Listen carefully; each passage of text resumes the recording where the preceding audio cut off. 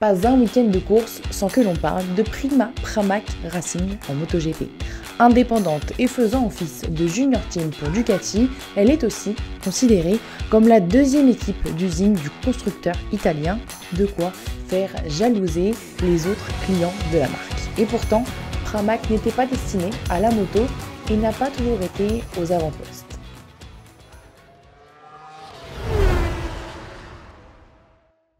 Bonjour à toutes et à tous, j'espère que vous allez bien et avec cette trêve hivernale, niveau actualité, c'est un peu calme. De quoi faire des sujets plus techniques ou historiques comme aujourd'hui en parlant de Pramac Racing. En 2023, Prima Pramac Racing est devenu le premier team indépendant à avoir remporté le titre de champion du monde par équipe dans l'histoire du MotoGP. Le team italien est rentré un peu plus dans l'histoire avec cette distinction et devrait continuer de l'écrire au vu de ses résultats sur la pente ascendante depuis quelques années. D'origine, Pramac n'a rien à voir avec la moto.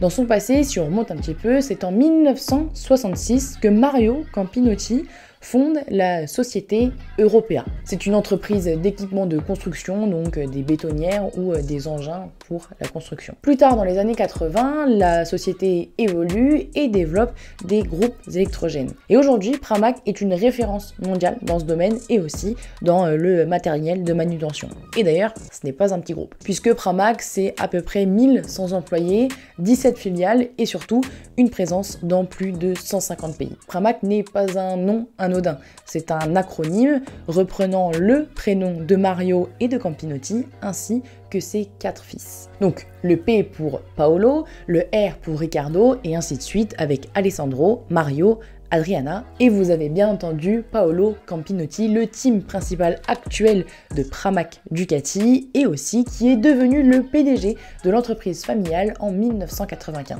Mais alors comment une entreprise fabriquant des groupes électrogènes est arrivée en MotoGP? C'est Honda qui est responsable, on va dire, de leur arrivée en MotoGP puisqu'ils entretenaient des relations avec le constructeur japonais qui leur fournissait des moteurs pour leurs activités. Et Honda a proposé à Pramac de venir participer au championnat du monde de moto, qui devient le MotoGP en 2002, l'année de leur première participation. Et pour l'entreprise italienne, c'est plus le plaisir d'y participer parce qu'ils n'ont pas vraiment beaucoup de connaissances dans ce milieu. Et Pramac reprend l'entreprise de Jeff Hardwick en grande difficulté financière sous le nom de Pramac Honda Racing. Et ils engagent comme premier et unique pilote Harada qui pilotera une NSR 500 avec des pneus Dunlop.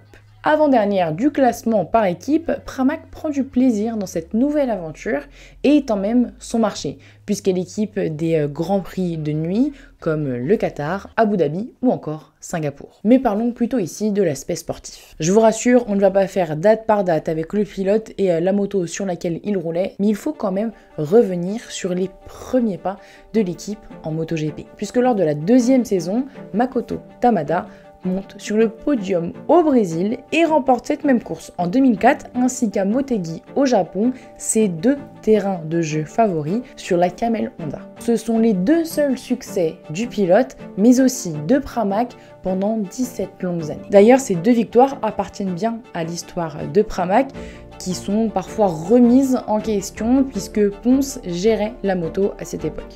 Après ces 3 saisons, Pramac quitte Honda de façon un petit peu houleuse et se lie à Ducati, faisant de lui un team 100% italien. Depuis, ils ne se sont jamais quittés et ont même resserré leurs liens d'année en année au point d'avoir des motos officielles aujourd'hui, mais attention, ça n'a pas toujours été le cas. Cette même année, en 2005, Pramac ne se lie pas seulement au constructeur italien, mais c'est grâce à sa fusion avec le team Dantin, qui est géré par l'ancien pilote Louis Dantin, que cela se réalise. Leur pilote Roberto Rolfo roule sur la Desmosedici GP4 mais connaît plus le fond de la grille qu'autre chose. Et il faut attendre 2007 au Grand Prix d'Italie pour revoir l'équipe sur le podium grâce à Alex Barros. Il monte sur la 3e marche du podium puis 2 autres suivront la saison d'après avec Tony Elias. D'ailleurs, Pramac et Dantin ne font désormais plus qu'un sous le nom d'Alestim.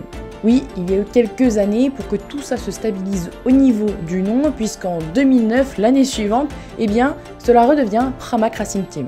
Et pendant 3 ans, pas de résultat. Du moins, la meilleure position, c'est une 6e place de Randy de Punier en Australie. Je vous l'ai dit, tout ne s'est pas fait du jour au lendemain pour cette équipe. De plus, à cette époque, l'écart entre les motos d'usine, les motos officielles et les motos données au team indépendant est bien plus important qu'aujourd'hui.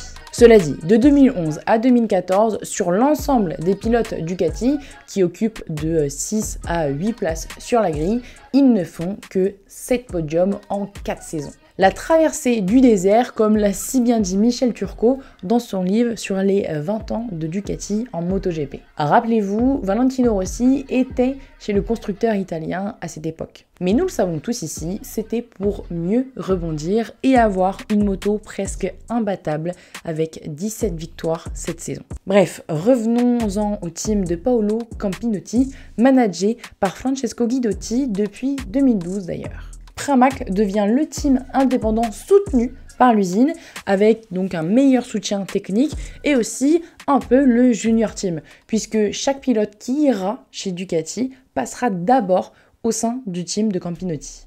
L'exemple est simple avec Andrea Iannone qui avait un contrat avec le constructeur italien et qui pourtant roulait chez Pramac. Et Iannone commence à faire basculer la mauvaise, entre guillemets, dynamique dans laquelle se trouve l'équipe lors notamment de sa 2e année en 2014. Mais c'est son successeur, Danilo Petrucci, qui met fin à 7 ans de disette avec un podium à Silverstone sous la pluie. Sur sa gauche, sur le podium, il retrouve Dovizioso 3e et Valentino Rossi 1er, qu'il avait espéré rattraper, mais bon, compliqué de reprendre 2 secondes à Rossi. Toujours avec Ducati, bien que le team ait échangé avec Suzuki pour 2018, il continue avec les Desmo Sedici et d'ailleurs Petrucci a été récompensé d'une moto d'usine cette même saison, ce qui lui permet d'aller chercher 4 podiums sans pour autant la victoire. Plusieurs fois, l'Italien est passé à côté, comme en 2016 en Allemagne, un an plus tard aux Pays-Bas face à Rossi, puis contre Marquez la même année en Émilie-Romagne.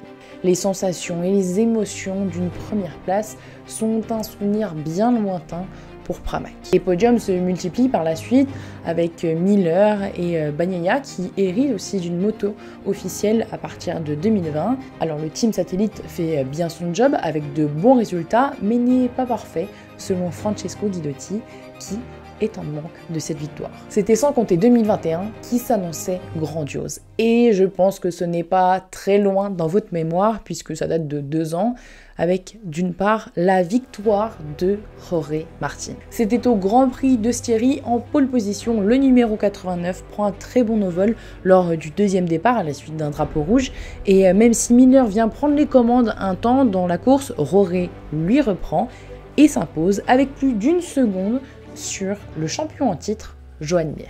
L'Espagnol s'offre ainsi sa première victoire, mais surtout la première pour Pramac depuis 2004. La première fois aussi avec une Ducati. Et fait de son équipe le premier team Ducati satellite à gagner une course. D'autre part, il y a les titres. En étant champion constructeur avec Ducati, en ayant la distinction de meilleur team indépendant de l'année, tout comme de meilleurs pilotes indépendants de l'année avec Johann Zarco et ses 4 podiums, mais aussi le titre de meilleur rookie pour Jorge Martin. À ce moment-là, il s'agit de leur plus belle saison, mais c'était sans compter 2023 qui allait encore être meilleur. Notamment avec ce titre par équipe, les premiers en tant qu'indépendants, comme je vous le disais en début de vidéo. Et cette année, nous avons surtout cru à ce qu'un team indépendant pouvait remporter le titre de pilote. Et ça, ce n'est pas arrivé depuis le premier sacre de Rossi en 2001 et c'était encore en 500. Si pour certains pilotes, notamment Marini, c'est une équipe officielle qui doit remporter ce titre, notamment pour le côté business, il faut savoir remettre le sport au centre et plus penser à cet aspect sportif. D'autant plus qu'en 2024, les chances de voir un team indépendant remporter le titre pilotes sont doublés puisque Marc Marquez sera chez Gresini et que Jorge Martin pilotera toujours chez Prima Pramac Racing qui, fort de son expérience et de sa défaite, sera un adversaire redoutable pour Bagnaia et les autres pilotes de la grille. Pour terminer le chapitre Pramac, nul doute qu'il s'agit de l'une des équipes les plus fortes du plateau actuellement, qui a su s'allier aux bons constructeurs tout en faisant preuve de patience dans les moments les plus compliqués et de travail. Deux mots simples mais qui définissent à mon sens la réussite. Aujourd'hui, Gino Borsoy, le team manager de l'équipe depuis cette année, depuis 2023, en provenance d'Aspar en Moto 2, a fait ses preuves. C'est un patron qui croit dur comme fer en ses pilotes et qui continue d'inscrire Pramac comme le vrai junior team de Ducati. Plus complet que jamais, avec de bons résultats, des victoires et aussi la preuve. Francesco Bagnaia qui est passé pendant 2 saisons au sein du team Pramac. Alors jusqu'où ira le team de Paolo Campinotti en MotoGP? Accrochera-t-il le titre de champion du monde des pilotes et marquera-t-il un peu plus l'histoire avec de nouveaux records? Personnellement, il me tarde de voir l'évolution de cette équipe dans les années à venir qui depuis 2015 est montée chaque saison sur le podium au moins une fois et qui va surtout fêter ses 20 saisons de collaboration avec Ducati. C'est la fin de cette vidéo, merci d'être allé jusqu'au bout et avant de partir, dis-moi en commentaire si tu peux être aussi intéressé par une vidéo similaire sur le team LCR de Lucio Cecchinello. Je t'invite également à me suivre sur tous mes autres réseaux sociaux, Instagram, Thread, le nouveau de Instagram, X, TikTok et Facebook, ainsi que YouTube bien évidemment. Et je te souhaite une très bonne journée. Salut!